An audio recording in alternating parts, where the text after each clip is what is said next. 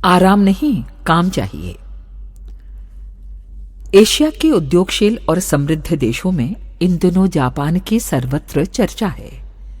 जानना चाहिए कि वहां की समृद्धि का मूल कारण दैवी अनुकंपा नहीं, वो श्रम और ईमानदारी है जिसे जापानी नागरिक अपनी विरासत समझते हैं।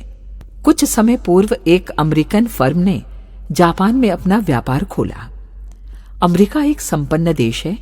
वहां थोड़े समय काम करके कम परिश्रम में भी लोग काफी पैसा कमा लेते हैं। पर यह स्थिति जापान में कहां? वहां के लोग मेहनतकश होते हैं। परिश्रम को वे शारीरिक संपत्ति मानते हैं। जो मेहनत नहीं करता वो अस्वस्थ होता है और समाज को विपन्न करता है। ये धारणा प्रत्येक जापानी नागरिक में पाई जाती है। फर्म बेचारी को इसका क्या पता था? दूसरे देश में जाकर लोग आमतौर से अपने देश की उदारता ही दिखाने का प्रयास करते हैं। अमेरिका के उद्योगपति ने भी वही किया। उसने कर्मचारी जापानी ही रखने का फैसला किया। साथ ही यह भी निश्चय किया कि अमेरिकी कानून के अनुसार सप्ताह में केवल 5 दिन काम होगा। शनिवार और रविवार की छुट्टी रहेगी। साहब बहादुर का विश्वास था कि इस उदारता से जापानियों पर बड़ा असर होगा। वे लोग प्रसन्न होकर उन्हें दुआएं देंगे।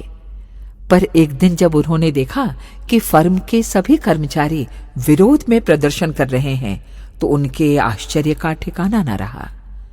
अधिक से अधिक सहूलियतें दी गईं, फिर भी कर्मचारी विरोध कर रहे हैं। फर्म के मैनेजर एकाएक ये बात समझ नहीं सके।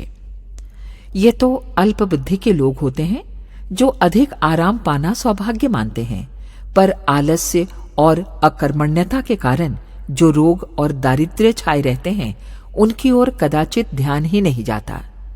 ये बात समझ ली गई होती तो आज सैकड़ों भारतवासी भी रोग, अस्वस्थता और कर्ज आदि से बच गए होते। ये गुरु मंत्र कोई जापानी भाइयों से सीखे। आखिर विरोध का कारण जानने के लिए मैनेजर साहब ने कर्मचारियों के पास जाकर पूछा, आप लोगों को तकलीफ क्या है? तकलीफ ये है कि हमें 2 छुट्टियां नहीं चाहिए, हमारे लिए एक ही छुट्टी काफी है। ऐसा क्यों? पूछने पर उन्होंने आगे बताया, आप जानते होंगे कि अधिक आराम देने से हमारी खुशी बढ़ेगी, तो ये आपका भ्रम है। अधिक छुट्टियां होने से हम आलसी बन जाएंगे। परिश्रम करने में हमारा मन नहीं लगेगा और उसका दुष्प्रभाव हमारे वैयक्तिक और राष्ट्रीय जीवन पर पड़ेगा। हमारा स्वास्थ्य खराब होगा। छुट्टी के कारण इधर उधर घूमने में हमारा अपव्यय बढ़ेगा। जो छुट्टी हमारा स्वास्थ्य गिराए और हमें आर्थिक बोझ से दबा दे, ऐसी छुट्टी हमारे जीवन में बिल्कुल नहीं खपती। अमेरिकी उद्योगपति उनके इस दूरदर्शिता और आदर्शवाद पर मुस्कुराए बिना न रह सके। उन्हें कहना ही पड़ा, जापानी भाइयों, आपकी समृद्धि और शीघ्र सफलता का रहस्य हम आज समझ पाए। सचमुच परिश्रम और पुरुषार्थ ही समृद्धि की कुंजी है। आप लोग कभी निर्धन और अस्वस्थ नहीं रह सकते। न जाने ये बात हमारे देश वाले कब तक सीख पाएंगे। उद्धृत संस्मरण पंडित श्रीराम शर्मा आचार्य। पुस्तक संस्मरण जो भुलाए न जा सकेंगे। हमारे YouTube चैनल को सब्सक्राइब करें और बेल आइकन को दबाएं ताकि आपको नोटिफिकेशंस मिलते रहें।